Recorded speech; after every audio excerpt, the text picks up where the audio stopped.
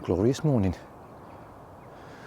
Oh, welcome to this week's video. Bit of a change for me. I was planning to go to Revels to do a bit of bird photography, but the group chat that I'm in suggested that it was really difficult to get to. So two of the hides, you needed wellies to access them, and the levels of the lakes are such that there's not much birds around anyway. So I thought, right, let's rethink. It's a bit of a busy weekend for me. The college has got an open day in the morning, so I thought, right, get my hair cut, look presentable for the prospective students for next year. So that sort of discounts tomorrow morning, Saturday morning, and sort of this, I've got it booked for the midday. So I'll come out to Hackwood Park, see what I can see. It's just an absolutely glorious morning, lovely and dry. I always think this place should produce something special, but I haven't really found a great deal as yet. I think it needs more time. So, being that I'm a bit restricted with the video, I'm not sure what the content's going to be, but it's always nice to be out. So yeah, let's see what comes. The first bit of wildlife I came across really early in the morning was this red kite. Now he seems to be having his breakfast. Seems to be really enjoying it. It's a little bit windy. You can see the way in which the kite here has been blown about, but you can just about make out his call.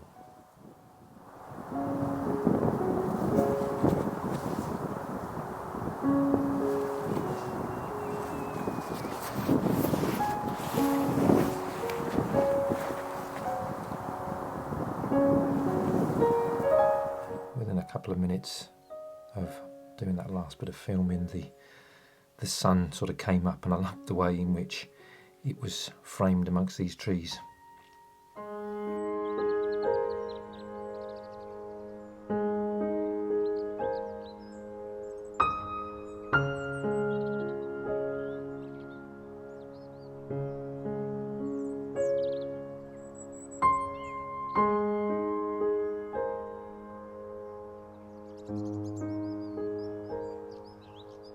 So the bulk of the fallow deer here, Manal, and you can see they're just slightly paler. They lack the distinct black rump, and they have the spots which they keep all year. There are a few white within the herd, but for the first time, for me anyway, I've spotted a black one, melanistic, which this particular one is a buck, and looking at the growth of the antlers, he's probably about a year and a half old, which is termed a pricket.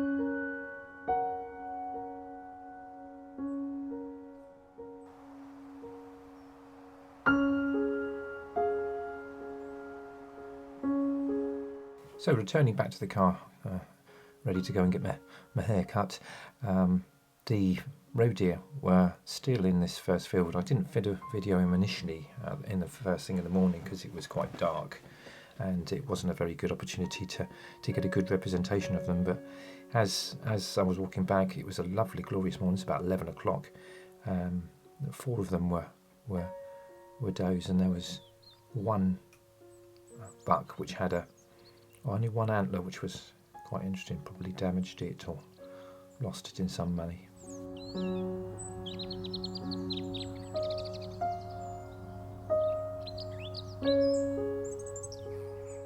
So in the evening I came back but couldn't resist videoing this lone fallow buck. He looked really handsome.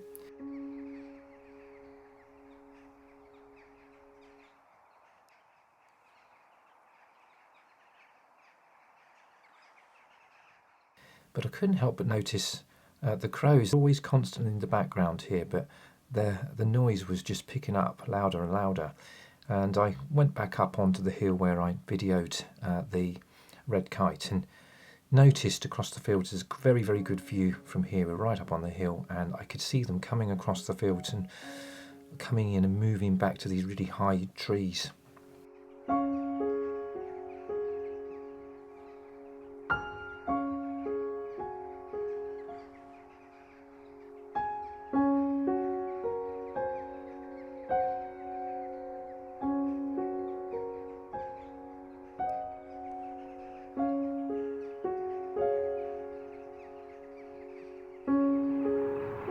So I walked back down. Unfortunately, it was toward the car, towards the entrance, and I positioned myself and spotted the 2 or 3 trees that they were congregating in. Now, generally speaking, when you get a group of crows like this, they're called a murder, sometimes a mob or a horde.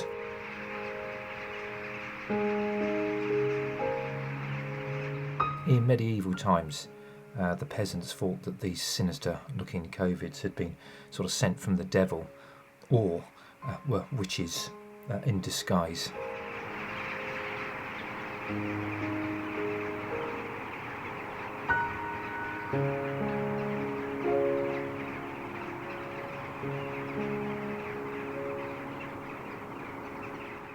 As the evening drew on and the sun had set, a stream of crows just came into these few tall trees.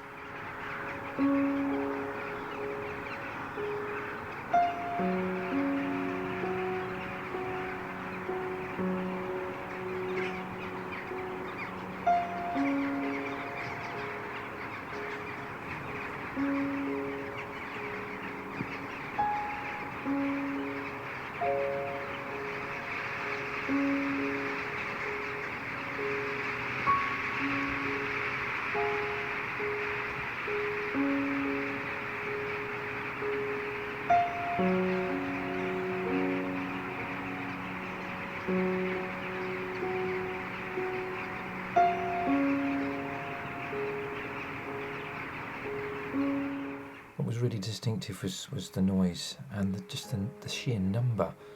There must have been thousands coming in, and I think the overriding thing for me was the fact there was just a constant stream of them joining into this one sort of spot. So the reason for them to behave in this manner, to flock up, especially as it comes into winter, is just protection, really. Like most animals, they're trying to protect themselves from predation. So safety in numbers is the key here.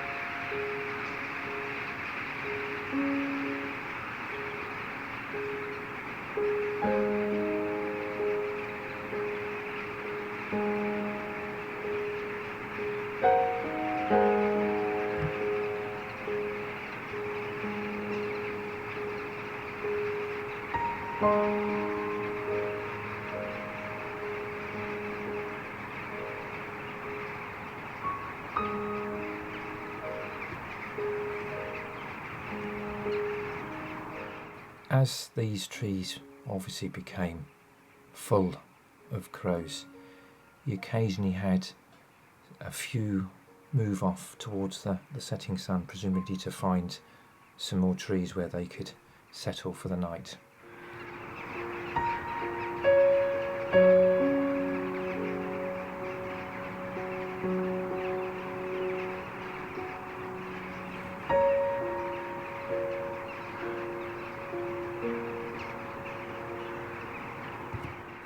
So Hackwood Park did produce something special for me in the end.